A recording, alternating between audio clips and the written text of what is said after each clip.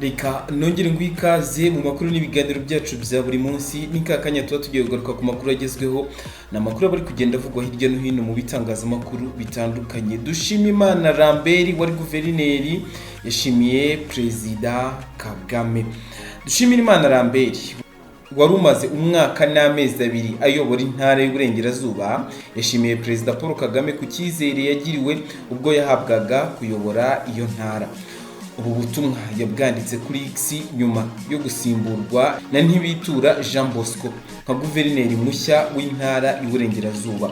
Mu butumwa yanyujije ku rukuta rwe rwa X, Dushimimana yagize ati: ndabashimiye cyane nyakubahwa Perezida Paul Kagame ku kuba mwarampaye amahirwe yo gutanga umusanzu mu miyoborere y'igihugu cyacu mu myanya ikomeye itandukanye.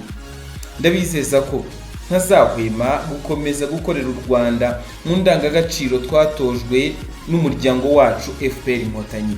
Dushimimana Lambert yagizwe guverineri w'intara y'Uburengerazuba ku itariki ya 4 Nzeri 2023 asimbuye Habitegeko François. Dushimimana asimbujwe mu gihe mu ntara yayoboraga hatangiye kumvikana iyegura ry'abayobozi batandukanye, harimo uwari meya w'akarere ka Karongi Mukase Valentina, wari vice meya ushinzwe iterambere ry'ubukungu n'uwari perezida w'inama njyanama muri ako karere, bose beguye ku mpamvu zabo bwite mu cyumweru gishize. Hari kandi Dr Kibiriga Anakreti wari meya wa Rusizi, wari vice meya ushinzwe imibereho myiza y'abaturage ndetse n'uwari umujyanama mu nama njyanama y'aka karere, nabo beguye ku mpamvu zabo bwite tariki ya 23 Ugushyingo uyu mwaka. Ibi kandi bibaye mu gihe raporo ngarukamwaka y'urwego rw'igihugu rw'imiyoborere RGB ku ishusho y'uko abaturage babona imiyoborere n'imitangire ya serivisi yasohotse mu Gushyingo uyu mwaka igaragaje ko uturere 6 muri 7 tugize intara y'Uburengerazuba twasubiye inyuma mu miyoborere n'imitangire ya serivisi mu mwaka wa 2024. Ntibitura abaye guverineri wa 7 uyoboye intara y'Uburengerazuba kuva muri 2006 ubwo hakorwaga amavugurura mu nzego z'imitegekere y'igihugu. Abayiyoboye mbere barimo Kabayizi Celestine, Mukandasira Caritas, Mureshyankwano Marie Rose, Munyentwari Alphonse, Habitegeko François na Dushimimana Lambert. Uyu n'ubusanzwe nyine ugiye gukorerwa mu ngata na Jean Bosco. Ngayo nguko ngaya makuru ari kutugeraho aka kanya nyuma yuko Lambert Dushimimana akuwe mu nshingano nka guverineri. Mu yandi makuru rero, mu karere ka Kayonza tumusifu uzwi cyangwa wamenyekanye nka pasiteri wakubise umugore yarakajwe ngo no kwishyuzwa mu ruhame. Mwabonye video yacicikanye kuri Twitter, ku mbuga nkoranyambaga zitandukanye, uyu mugabo ari gukubita umugore yamuzibiranyije. Koko mwarabibonye, ibintu byababaje abantu benshi. Akari nako ka video polisi yabonye iheraho itangira gushakisha tumusifu waje no gutoroka. Reka tugaruke kuri iyi nkuru. Uyu mugabo biravugwa yuko ngo ashobora kuba yarakajwe nuko yamwishyurije mu ruhame. Urwego rw'ubugenzacyaha RIB rero rwataye muri yombi umugabo uherutse kugaragara akubita umubyeyi mu isoko mu karere ka Kayonza nyuma yuko yari amwishyuje ibihumbi 40 yari asanzwe amurimo. Kuwa gatatu tariki ya 20 Ugushyingo 2024 nibwo tumusifu John yahuriye na Kazayire Joseline w'imyaka 48 y'amavuko mu isoko ry'imbuto rya Kayonza riherereye mu mudugudu wa Irebero, akagari ka Nyagatovu, umurenge wa Mukarangi. Kazayire wari urimo ataha yishyuje tumusifu amafaranga 40 yari yaramugurije undi. Aho kumwishyura atangira kumutuka ibitutsi byinshi, ahita amusagarira amukubita amakofe n'ishyi mu mutwe no mu gatuza harabyimba. Kuwa gatanu tariki ya 22 Ugushyingo 2024 nibwo polisi station ya Mukarange yashyikirije RIB Kazayire Joseline kugira ngo arege uwamukoreye icyaha cyo kumukubita akanamukomeretsa.